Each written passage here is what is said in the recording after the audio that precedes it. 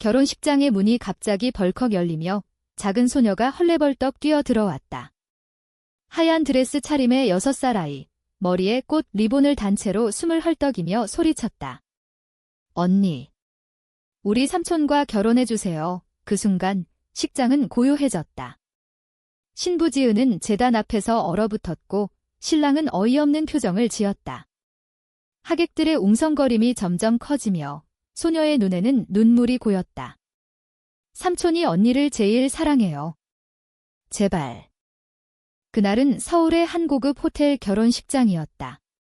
봄바람이 창문을 스치며 벚꽃잎을 날리던 4월, 지은은 28살의 나이로 결혼을 앞두고 있었다. 그녀의 신랑은 회사 상사 소개로 만난 준호, 안정된 직장인으로 가족들의 축복을 받는 남자였다. 하지만 지은의 가슴속에는 다른 사람이 있었다.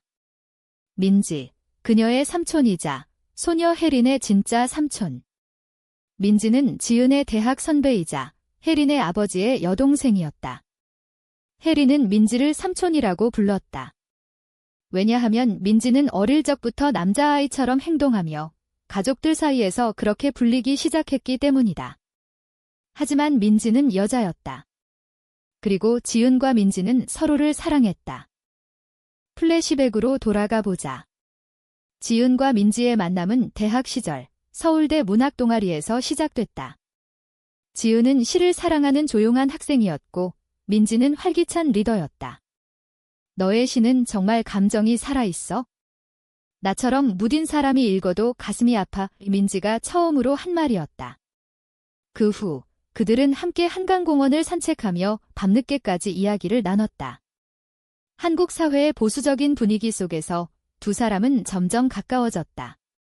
민지는 어린 시절부터 자신의 성 정체성을 깨달았지만 가족의 기대 때문에 숨겨왔다. 지은은 처음에는 우정이라고 생각했지만 민지의 따뜻한 시선에 점점 빠져들었다.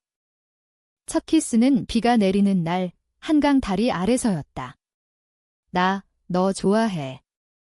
여자로서 민지의 고백에 지은은 눈물을 흘렸다. 나도. 그런데 우리 어떻게 해? 한국에서 동성애는 여전히 금기시됐다. 특히 지은의 가족은 전통적인 가치를 중시했다. 어머니는 늘 좋은 남자 만나서 결혼해야 해라고 말했다.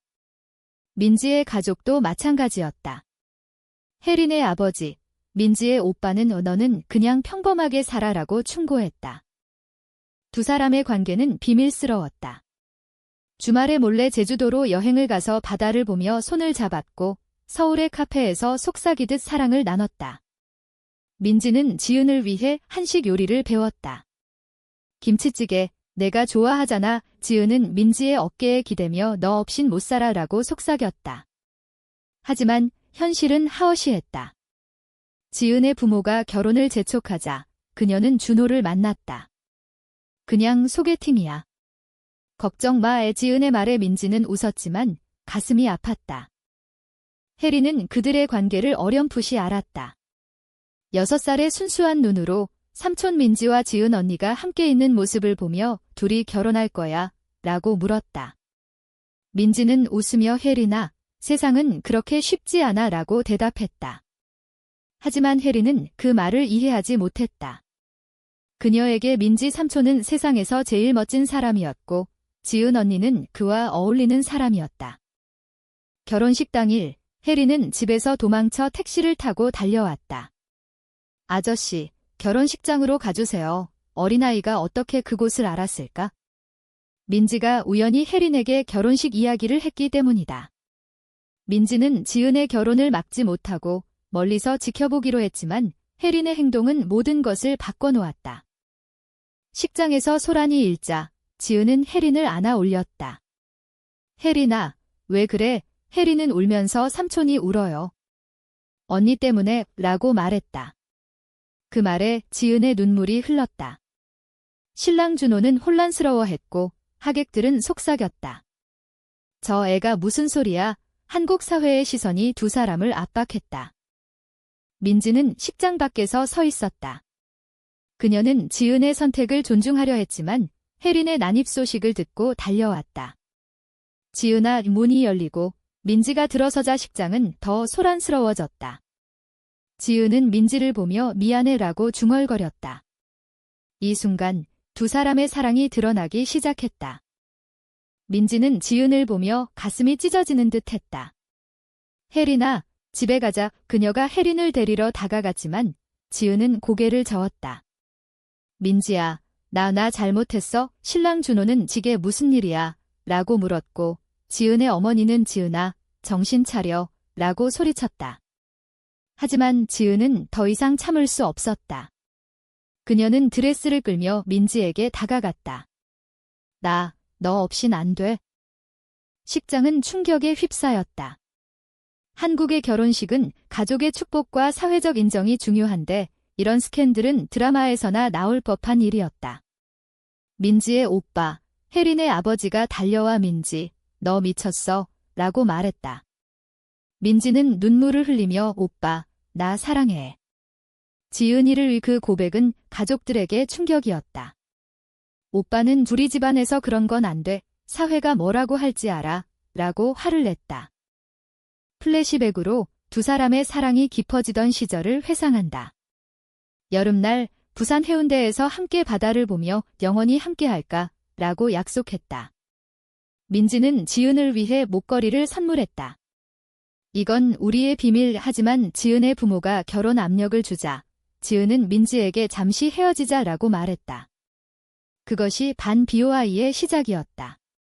민지는 상처받았지만 내 행복이 우선이야 라고 말했다.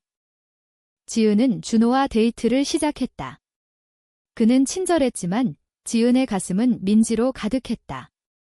밤마다 민지에게 전화를 걸어 미안해라고 울었다. 민지는 괜찮아, 나 기다릴게 라고 위로했다. 하지만 지은의 약혼 소식이 들리자 민지는 절망했다. 혜린은 삼촌의 슬픔을 보고 언니가 왜 그래? 라고 물었다. 민지는 사랑이 어렵구나 라고 대답했다. 결혼식 후 지은은 결혼을 취소했다. 준호 씨, 미안해요. 나 다른 사람이 있어요. 준호는 놀랐지만 행복하세요 라고 말했다. 하지만 사회적 후폭풍이 시작됐다.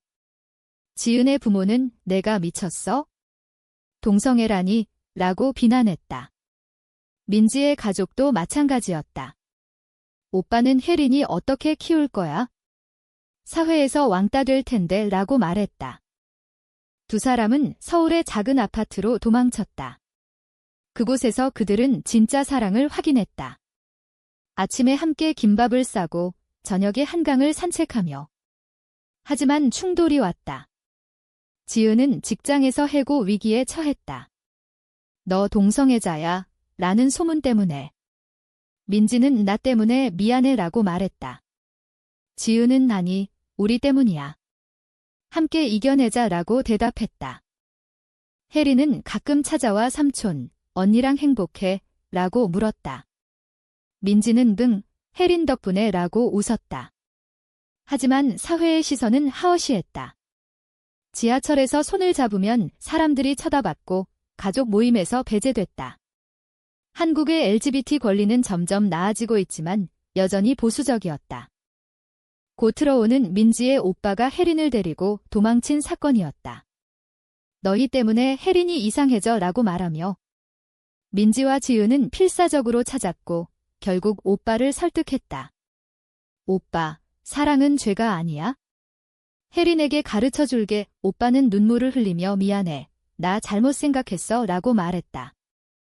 시간이 흘러 두 사람은 함께 살기로 했다. 지은은 새로운 직장을 찾았고 민지는 카페를 열었다. 우리 카페, LGBT 친화적 공간으로 만들자. 그곳에서 그들은 비슷한 사람들을 만났다. 서울의 퀴어 커뮤니티에서 지지를 받았다. 혜린은 잘하며 삼촌과 언니가 제일 멋져 라고 말했다. 하지만 또 다른 반 BOI가 왔다. 지은의 옛 친구가 소문을 퍼뜨려 민지의 카페가 공격받았다. 변태들지라는 낙서가 문에 쓰였다. 민지는 절망했지만 지은은 포기하지 마, 우리 사랑은 강해라고 격려했다. 그들은 함께 청소하며 더 강해졌다. 가을날 명동 거리에서 그들은 손을 잡고 걸었다. 처음 만난 날 기억나? 민지가 물었다. 지은은 내 미소 때문에 왔어. 그들의 사랑은 한국 사회의 변화와 함께 피어났다. 정부의 LGBT 정책이 조금씩 나아지며 희망이 보였다. 혜리는 이제 8살이 됐다. 삼촌, 결혼식 해? 라고 물었다. 민지는 웃으며 언젠가 라고 대답했다. 지은과 민지는 해외에서 결혼식을 올리기로 했다. 한국에서 동성 결혼은 불법이지만 그들의 사랑은 국경을 초월했다. 결국 결말은 인문적이다. 두 사람은 함께 늙어가며 혜린에게 사랑의 진짜 의미를 가르쳤다. 사랑은 성별이 아니야.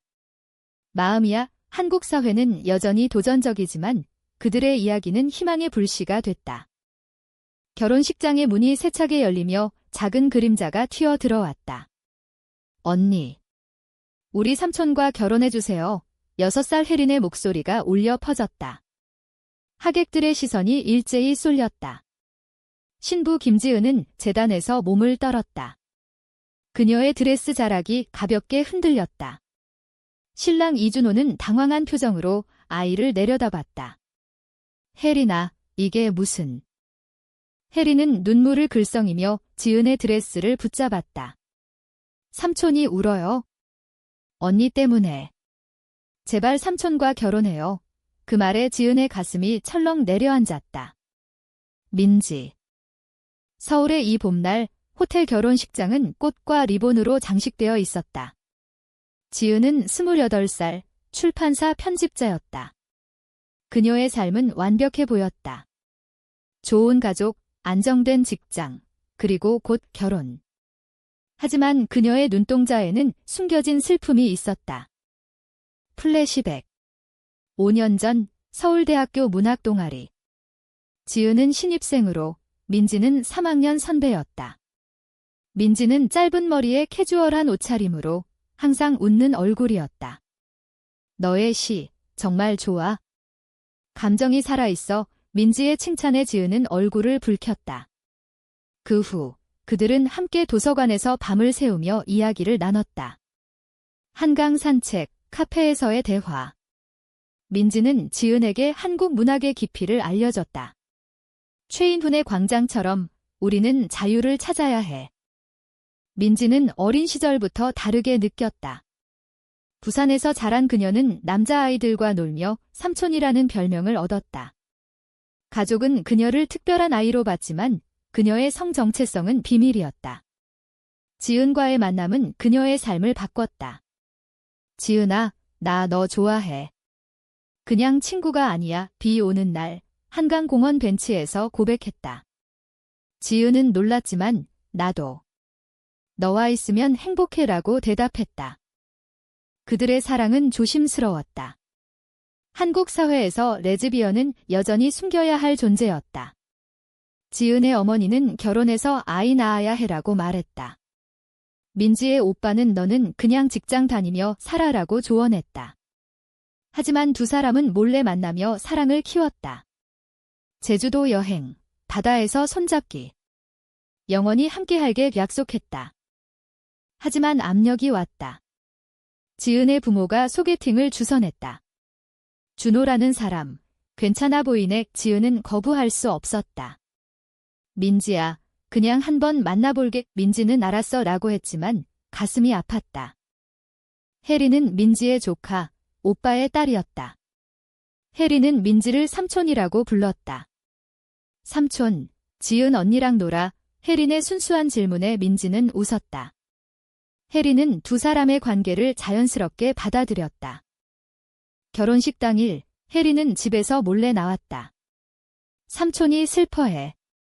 내가 도와야 해. 이 택시를 타고 달려온 그녀의 난입은 모든 것을 바꿨다. 민지는 식장 밖에서 서 있었다. 혜린의 소리를 듣고 달려들었다. 혜린아, 그녀의 목소리가 떨렸다. 지은은 민지를 보며 눈물을 흘렸다. 민지야. 준호는 지게 무슨 일입니까? 라고 물었다. 지은의 어머니는 지은아, 당장 그만해. 라고 소리쳤다. 하지만 지은은 전마, 미안해요.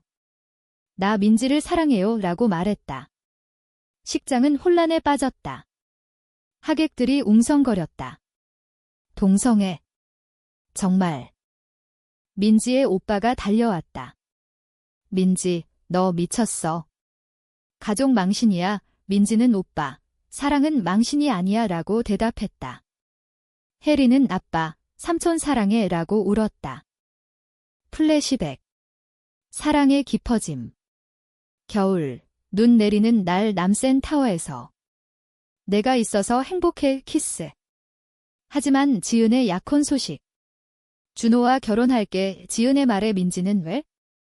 우리 사랑은, 지은은 사회가. 가족이 반 BOI의 아픔. 지은은 결혼을 취소했다. 준호 씨, 죄송해요. 두 사람은 도망쳤다. 작은 아파트에서 함께. 우리 이겨낼 수 있어. 하지만 사회의 시선. 직장에서의 해고 위기. 두 사람의 일상. 함께 요리, 산책. 하지만 충돌. 민지의 카페 오픈. LGBT 공간. 소문 퍼짐. 공격. 오빠의 혜린 데려감. 너희 때문에 혜린이 이상해. 추적, 설득. 사랑은 다양해. 회복. 커뮤니티 지지. 혜린의 성장. 삼촌, 행복해. 또 다른 위기. 친구의 배신. 낙서. 강해짐. 해외여행 계획. 결혼 약속. 한국 사회 변화 반영. 희망.